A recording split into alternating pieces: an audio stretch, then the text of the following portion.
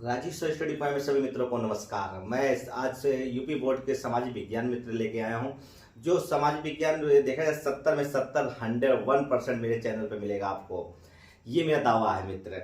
मैं पिछली बार भी तैयारी कराया था, बहुत बच्चे हमारे समझ लीजिएगा 96 95 90 100 में लेके आए थे। तो हम चाहेंगे आपको मित्र, तो 70 जो कुछ नंबर को होता है पेपर 70 में 70 ले आने का प्रयास करेंगे। तो 65 कहीं नहीं गया है, 65 और 70 के बीच में 100% नंबर आपका रहेगा मित्र। आइए देखते हैं मित्र, आज मैं सत्ता की साझेदारी लेके आया हूं। तो सत्ता की साझेदारी की हम बात कर ले तो सत्ता, जरा ध्यान दीजिएगा कि देखा जाए तो एक ऐसे राष्ट्र होते हैं, सत्ता कैसे मतलब मिलजुल के सत्ता कैसे चलाई जाए इसकी हम बात करते हैं। तो जरा ध्यान दो कि यूरोप एक महाद्वीप है, वहाँ छोटा छोटा देश है, उसी छोटे देशों में थोड़ी थोड़ी बातों की लड़ाई है मित्र। आइए देखते हैं सबसे बड़ी बात क्या होती है, जरा ध्यान दीजिए। सत्ता की साझेदारी की हम बात करते हैं तो बेल्जियम आप समझ सकते हैं यूरोप महाद्वीप का एक छोटा सा पार्ट है, बहुत छोटा सा देश है। अब आप समझ सकते हैं छोटा का मतलब ही नहीं है कि एकदम पेटा, अपने हरियाणा के बराबर मित्र है। हरियाणा मतलब भारत का जो राज्य है वो हरियाणा राज्य के बराबर है। तो हरियाणा राज्य के बराबर छोटा सा देश है। इसकी सीमा देखा जाए तो सीमा जैसे अपने भारत का देश कई सीमाओं का देश है, आप समझ सकते हैं। अब मैंने देखो 7 देश उसके जुड़े हुए हैं, भारत के 7 देश बॉर्डर पे बने हैं, मतलब देखा जाए तो जुड़ा हुआ है। उसी प्रकार देखा जाए बेल्जियम की हम बात कर ले तो बेल्जियम भी 4 देशों से घिरा हुआ था। पहला है देखो जाए तो फ्रांस है, इंग्लैंड है, जर्मनी है, लकज में वर्ग है, तो लकज में वर्ग से लगती है, तो 4 देश इस पे इसके सीमा बनाती हैं। तो देखा जाए तो जहां तक सवाल और है मित्र, आबादी देख लेते हैं। बेल्जियम की आबादी क्या होगी, तो बेल्जियम की ज्यादा आबादी नहीं, 1 करोड़, मतलब 1 करोड़ से अधिक, मतलब हरियाणा के बराबर इसकी आबादी है। कितनी बराबर है? हरियाणा के बराबर इसकी आबादी है मित्र। जाति बनावट की बहुत जटिल है, बहुत अच्छे हैं। देखिए फ्लेमिश की बात करते हैं। फ्लेमिश एक इलाका है, वहां का मतलब एक एरिया है, वहां पर देखा जाए तो 59%, मतलब देखा जाए तो 59% डच भाषा बोलते हैं। कितने परसेंट भैया? 59% डच भाषा बोलते हैं। और फ्लेमिश की हम इलाका जो है देखा जाए तो 40% लोग फ्रेंच की भाषा बोलते हैं। फ्लेमिश इलाका है, वहां पर देखा जाए तो एक फ्लेमिश इलाका था, एक फ्लेमिश इलाका और है जहां पर 40% लोग क्या बोलते हैं? फ्रेंच भाषा बोलते हैं।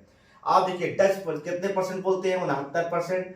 और फ्रेंच भाषा कितने बोलते हैं? 40%, मतलब 40% बोलते हैं डच, 59% बोलते हैं। तो कुल मिलाकर देखा जाए 59% और 40%। अब बचता है क्या कि कुल मिलाकर देखा जाए तो बोलबिलिया, हाँ लोग देखा जाए तो बोलबिलिया की हम बात करते हैं लोग, ये है यही गड़बड़ हुआ था मित्र, ये बोलबिलिया था।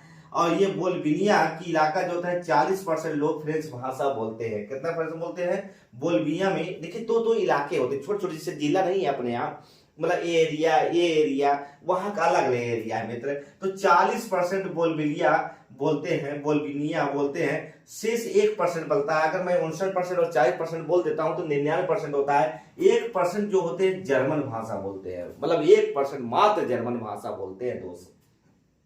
राजधानी की हम बात कर लेते हैं, ब्रुसेल्स है, यहाँ 80%। अब देखिए जो राजधानी थे ब्रुसेल्स से, वहां पर 80% लोग क्या बोलते हैं? फ्रेंच भाषा बोलते हैं। अब जरा ध्यान दो मित्र, फ्रेंच भाषा बोलने की संख्या कितनी है? 40, मतलब देखा 40% है, और डच भाषा की 59% है। मगर राजधानी में सर्वाधिक भाषा बोलने की संख्या किसकी है? आप समझ सकते हैं 80% फ्रेंच वाले बोलते हैं और 20% डच वाले बोलते हैं। अब आप समझ सकते हैं 80% फ्रेंच भाषा बोलते हैं और डच वालों देखिए डच 20% बोलते हैं। ये कहाँ? ये देखा जाए बोलबिया की हम बात करते हैं तो बेल्जियम में, तो ये बेल्जियम में मात्र 20% लोग डच बोलते हैं। अब आप समझ सकते हैं। तो अल्पसंख्यक की हम बात करते हैं तो अल्पसंख्यक वर्ग जो होते थे वो फ्रेंच भाषा बोलते थे। लोग ज्यादातर देखिए अल्पसंख्यक कोई भी ताकतवर होते हैं अपने देश में, देखो जहां भी देखो अल्पसंख्यक की हम बात कर ले जिसकी संख्या कम है, बहुत अमीर वर्ग लोग होते हैं। आज भी देखा जाए तो अमीर वर्ग होते हैं, बहुत ज्यादा इनकी कम, बहुत संख्या कम होती है, मतलब अब देखा जाए तो कोई मतलब दिक्कत नहीं इनको लोग, और समृद्ध थे। तो देखिए डच भाषा के लोग इस तरह बात करते थे, ना जानते हैं डच भाषा लोग इस बात से नाराज थे भाई। देखिए 20% इनका बात भाई नाराज थे। और 1950 और 1960 तक समूहों के बीच में तनाव बढ़ने लगा।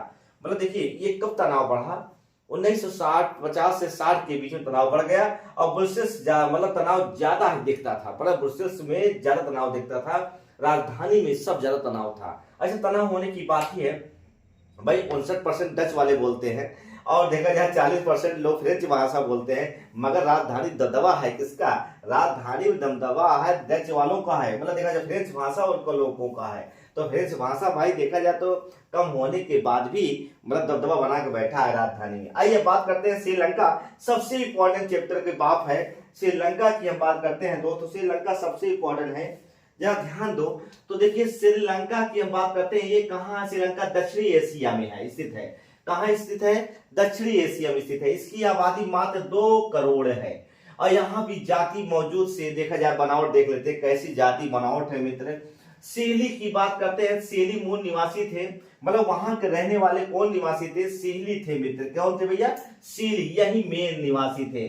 तमिल भारत से आए थे भाई, यहाँ तमिल वालों भी जाकर वहां रहने लगे और रहते रहते भैया थोड़ा से कब्जा करने लगते हैं। जैसे देखो बिहारी वाले हैं, बिहार वाले कहीं भी जाते हैं अपना छा जाते हैं, उसी प्रकार भारत वालों भी तमिल भारत वालों भी जाकर श्रीलंका गए और तमिल के लोग थे वहां अपना दबदबा बना लिए। सीली भाषा बोलने वाले संख्या कभी 74%, तमिल भाषा बोलने वाले 18%। अब मामला क्या होता है मित्र, जरा ध्यान दो भैया। तमिल से देखा जाए श्रीलंका के देखे, तमिल जो है ये श्रीलंका के मूल भारत का मूल थे। ऐसे नहीं है कि यहाँ मतलब कि ये तमिल वाले वहीं के रहने वाले थे, भारत से गए थे और जाने के बाद वहीं रहने का विचार। जैसे कोई पाकिस्तान से आ जाए और पाकिस्तान जब बाद में आता है तो उसको अच्छा लगता है, प्यारा देश लग जाता है, कहता मैं नहीं जाऊंगा, यहीं रह जाऊंगा, मर जाऊंगा। तो उसी प्रकार इसमें भी था। तो तमिल मुख्य रूप से उत्तर और पूर्वी प्रांत में बसे हुए थे। मतलब तमिल जो थे दक्षिण मतलब कुल मिला श्रीलंका में गए हैं। तो श्रीलंका जाने के बाद उन्होंने उत्तर और पूर्वी प्रांत में जाकर बैठ गए, बढ़िया बस गए। और सिंगली देखा जाए तो बौद्ध की बात का धर्म मानते थे। और देखा जाए तो सेली जो बात करते हैं तो ये बौद्ध धर्म को मानते थे। और तमिल, और देखिए तमिल व मुस्लिम वह धर्म के लोग मानने वाले थे। मतलब जो सिंगड़ी जो थे ये तमिल में मुस्लिम और धर्म को मानने वाले थे। और ईसाई जो है 7% है, सीली और तमिल भाषा को बोलते थे।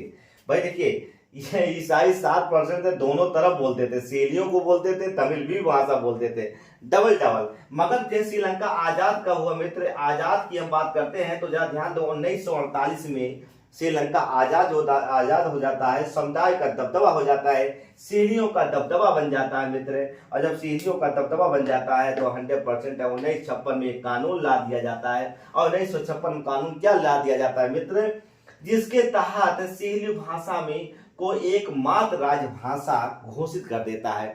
अब देखिए भैया सीली को क्या कर देता है, एक मात्र राजभाषा घोषित कर देता है, जिससे कि कारण क्या है, सरकारी नौकरियों में सीलियों को दबदबा, मतलब सीलियों के लिए नौकरी मिली जाएगी। अब तमिल भाई नाराज नहीं हो जाएंगे भाई, मैं भी यही रह रहा हूँ। जैसे अपने भारत इतना बड़ा देश है, यहाँ हिंदू मुस्लिम सिख ईसाई अगर एक धर्म को देखने लगेगा तो 100% नाराजगी बढ़ जाएगी। उसी प्रकार श्रीलंका में क्या हुआ मित्र, श्रीलंका में सीलियों को मतलब सीलियों को सारा नौकरियों में भी राजभाषा मिल गया, दर्जा मिल गया। लोग प्राथमिकता पहले सीलियों को देंगे, पहले वो अगर वो मतलब फॉर्म भरे हैं तो पहले उनको नौकरी मिलेगी, तब बाद में मतलब तमिलों को मिलेगी। ये भेदभाव हो रहा था मित्र। सरकारी नौकरियों में सरकार ने बौद्ध धर्म को संरक्षण देना शुरू कर दिया। अब सरकार ने बौद्ध धर्म को भी संरक्षण देना चालू कर दिया। जैसे भारत देश है, बहुत बड़ा विदेश है, अगर आप हिंदुओं के स्पेशल देखने लगेंगे तो भाई मुस्लिम नाराज हो जाएंगे। उसी प्रकार क्या है, तो इन सरकारी फैसलों से तमिल जनता नाराज हो गई। भाई नाराज होने का सबसे बड़ा कारण है, आप हम जाके तमिल वालों भी आए थे, उनको भी तो नौकरी मिलना चाहिए, आपने उनका राजभाषा भी नहीं दिया, उनको नौकरी भी नहीं दे रहे हो। और कुल मिलाकर देखा जाए तो और कुल मिलाकर सरकारी फैसला जनता नाराज हो गई और राजनीतिक पार्टियां आप जानते खिलाफ काम कर रही है। सरकार और राजनीतिक पार्टियां जो होती हैं अब इसमें नई नई पार्टियां बनाना चालू कर दिया। आप देखो जाए तो कुल मिलाकर सेहलियों की बात करते हैं और तमिलों की बात करते हैं तो तमिल ने नई पार्टी बनाना चालू कर दिया और तमिल लोगों ने राजनीतिक पार्टी बनाना चालू कर दिया और उसमें राजभाषा बनाया गया और जिससे शिक्षा और रोजगार के अवसर सभी को प्राप्त हो। और इसमें ये कहा गया कि तमिल ने जब पार्टी बनाया तो कहा कि सभी को अवसर हम समान देंगे मित्र, हम सबको बराबर रखेंगे, हमको एक बार सत्ता में हमको ले आओ, मैं सबको बराबर करता जा दूंगा मित्र। और दोनों समुदायों के बीच में मतलब एक प्रकार गृह युद्ध हो जाता है। श्रीलंका में क्या हो जाता है, दोनों समुदाय मतलब सिहली और तमिलों के बीच में क्या हो जाता है, गृह युद्ध हो जाता है। और इसीलिए श्रीलंका के मतलब देखा जाए गृह युद्ध जाना जाता है। यही है सत्ता की साझेदारी मित्र। कल हम एक नए वीडियो के साथ मिलेंगे, यही जो अगला पार्ट लेके मिलेंगे। ये कैसा लगा, अगर अच्छा लगा हो तो मित्र लाइक और सब्सक्राइब जरूर करिएगा मित्र। बहुत बहुत धन्यवाद।